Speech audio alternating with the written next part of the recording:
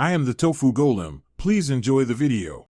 You begin by locating where the laptop is pulling the wallpaper from so you can remove it cleanly. Open Settings or System Preferences and go straight to Background or Personalization. This shows the current image and its source. Once you see the file path or album, copy it or back up the custom image to Documents or an external drive.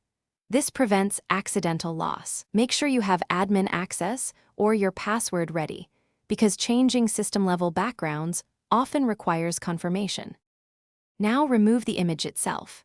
First, set a neutral default like a solid color or a built-in wallpaper so the system isn't actively using the file. Then delete or move the original image from its folder or from cloud storage so it cannot be automatically restored. Once done, clear any cached thumbnails or background previews by restarting File Explorer on Windows or logging out and back in on Mac OS. This forces the OS to stop referencing the old file. Make sure sync services are paused while you delete. Finish by ensuring synchronization services won't restore the image. Open OneDrive, iCloud, or Google Drive and exclude the wallpaper folder. If the old wallpaper still appears, you may need to remove leftover references. On Windows, remove wallpaper entries under Personalization in the registry carefully.